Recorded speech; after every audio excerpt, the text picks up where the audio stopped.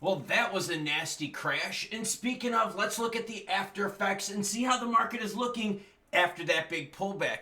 A bunch of you out there shared comments with me saying, bro, I'm buying. And buying you did because everything was on sale yesterday. But I sold and took some profits. If you stay to the end, I'll tell you exactly what I sold. And we've got a prediction. Yes, a price prediction that's going to put a smile on a lot of your faces. And we're going to check in on XRP price action at the end. Let's try to enjoy this weekend, everyone. Let's start it off with your comments because the viewer matters most. Bin says Bitcoin dominance is rising as expected. Yeah, have you noticed that as Bitcoin goes up, the alts aren't going as much? When Bitcoin goes down, the alts are going down more. Bitcoin dominance is growing. Cenobite Toast Crunch says Propius the Beast still holding strong. Brad Garlinghouse says scooped up some Caspa. Bye, says Michael. Nice, a lot of you are finishing your bags. Got the heat map up on the screen for the last 24 hours, and ooh, this is not good. Except BNB is over 600. Are you paying attention to that move? How BNB is quietly bucking the trend. Bitcoin sitting at 68,183. ETH 3311. Sol down 10% to 153. XRP, are you loading your bags? Is the train leaving the station? Are grown men crying? Well, grown men are crying if they were over leveraged and got liquidated. XRP sitting at 55 cents. Look at Avalanche, the pullback of almost 14% here to $39. Arbitum taking a beating at $1.18, down 15%. Aptos as well. Algo taking a beating, 15% down as well. Now, when we look at the cryptocurrency market, we can see that currently right now, Bitcoin 8% away from all-time highs. ETH 33%. BNB, told you, 14% away. BNB is quietly getting ready to touch all-time highs. Sol 42% off all-time highs. XRP the worst in the top 10 right now. No, it's not me being negative. It's me reading the damn screen. If you can't handle it, then I don't know what the hell to tell you. XRP down 86% from all-time highs. Look at Toncoin. Only 3% away. So what do you think? Toncoin and BNB are going to be touching all-time highs here with Bitcoin soon, with the halving just around the bend? Well, how about almost $1 billion liquidated in the market as BTC crashes to 65,000? And options aren't looking good either. 900 million liquidated amid the price crash. According to CoinGlass data, approximately 925 million worth of bullish cryptocurrency bets were liquidated in the last 24 hours, marking the most significant kind of a drop in the past month. The financial landscape experienced turbulence on Friday due to an escalation in geopolitical tensions, prompting investors to seek refuge in traditional safe haven assets like bonds and the dollar. But guess what? It wasn't just crypto. We talked about it yesterday. The stock market had some softness, along with gold prices. Yeah, gold hit over 2,400 and then pulled back a bit there as well. This suggests that investors are weighing in CPI data and inflation concerns, as well as the Fed cutting their chances on lowering rates. Oh my, aren't those things we all cover on this channel? CPI data, Fed interest rates, macroeconomic stuff, you bet your butt. So for those of you watching that follow the macros with the channel, well, you kind of knew something crazy was going to happen, didn't you? Now, derivatives are getting nasty as well. According to a report by Kaiko Research, implied volatility for Bitcoin options surged last week, reversing the previous week's downward trend. This uptick usually signals reduced confidence among market participants.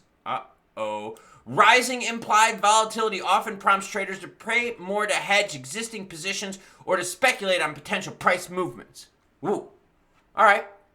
Talk about XRP. XRP was above the 60 cent mark, but stayed above 52. That's very key because I think we all know what was going to happen. If we would have pushed down to that 49, we have possibly been able to be in that 40 cent mark, and that's not good. Although a lot of you out there were buying and telling me that you were filling up my bags. Like Michael said, buy, baby, buy. I've been waiting to finish filling my bag. So the opportunities are there, but the train keeps coming back to the station. And I'm going to point out one big thing right here. We've almost completely erased the Taurus gains. Taurus gains came from high 40 cent mark to then push us up to above 80 cents. Obviously, we've almost released that. But check this out. If we go back to the price, We are now the price that XRP was at the Luna UST crash. Completely sideways for 2 years. While you've got BNB making moves, Solana making moves, Doge making moves, Ton making moves, SHIB, a whole bunch of them out there are making moves and getting closer to their all-time highs. Yet XRP is a laggard, but it's giving people out there the chance to buy. Now, I'll be honest with you. I sold a lot yesterday. A ton.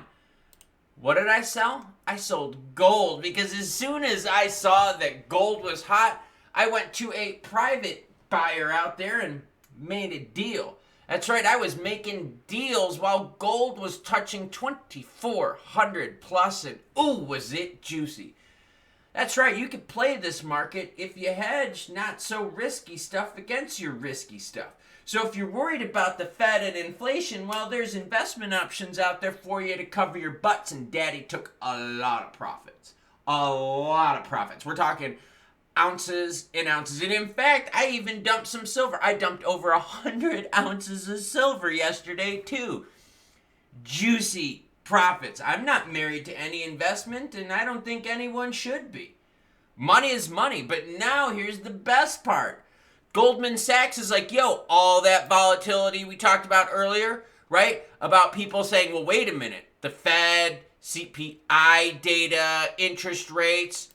Oh, Goldman now is saying gold's going to go up even more. The traditional fair value of gold would connect to the usual catalysts. Real rates, growth expectations, and the dollar to flows to price. None of these traditional factors adequately explain the velocity and scale of the gold price move so far this year. That's right, gold is pumping as well. So as people out there stacking their bags going sideways with XRP, with Luna UST, there's some of us out there that have been watching the news, listening, buying lots of good, shiny, juicy stuff, right, Trick? And we're pulling the trigger. That's right, I was pulling the trigger, making money while the market was crashing. Felt good.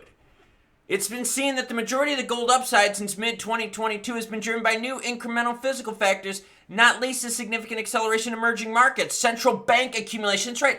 Central banks are buying gold. Iran buying gold. Tons of central banks buying gold. Are central banks buying crypto? No. No, they're buying gold because they're hedging against more inflation to come. Moreover, Fed cuts are still likely a catalyst to soften the ETF headwind later in the year. The right tail risk from the U.S. election cycle and fiscal setting, gold's bullish skew remains clear. They're saying that gold could go to $2,700 per ounce compared to the expectation of 23. Now, what's interesting about this move in the gold price prediction of 23 to 27 is that as the market has gotten worse with inflation, as Middle East tensions have risen, risky assets aren't what people want right now. They want the safe haven assets. Well, as people wanted safe haven assets and drove the price up, I was selling. That's right. Selling on the green candlesticks, making the moves. A lot of you out there, though, were making the moves, buying on the red candlesticks. What's the phrase? When there's blood on the streets, you buy. Well, there was lots of buying yesterday in the crypto market, but there was also lots of selling, as those of us that stack the shiny stuff as a hedge against the risky stuff are doing fairly well. So yeah, you can play the market any way you want, but you better be prepared, because you know what? When we start talking about Jerome Powell, Fed interest rates, inflation concerns, central banks buying more gold. Yeah, lots of buying of gold with central banks. China's buying more gold.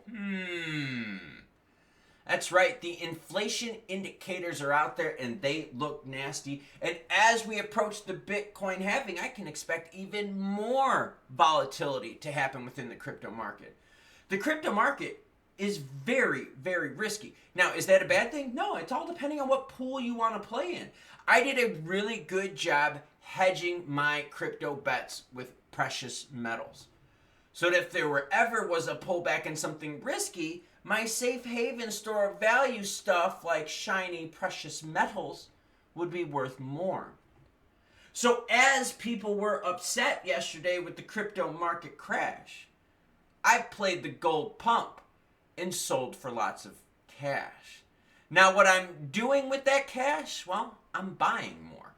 What I'm buying, well, I'm going to share that in a different video because you know what? There's plenty of opportunities to make money, and with this being a mega election cycle year, with inflation being off the rails, Middle East tension just getting worse, there's definitely going to be opportunities out there if you're listening and paying attention. Now today is Saturday, and for me it's a long run day. So I'm starting it off with a little bit of caffeine, a little bit of electrolytes, and I don't know, putting some more Shimano parts on the old Carbon Roadblock. That's right, I bought a whole bunch of Shimano gear yesterday with the gold profits. Good times, everyone. Let me know what your plans are for the next few months. Are you buying the shiny stuff? Are you buying crypto while there's blood on the streets? Are you going out there and buying ultra risky PSA 10 cards for players that are on the injured list on a really shitty team? Yeah, they suck, dude. Let me know in the comments below. And yes, I did switch out the glasses. Nike, or Nike for those of us in the Western Hemisphere. I'll catch you cool cats later as more news breaks.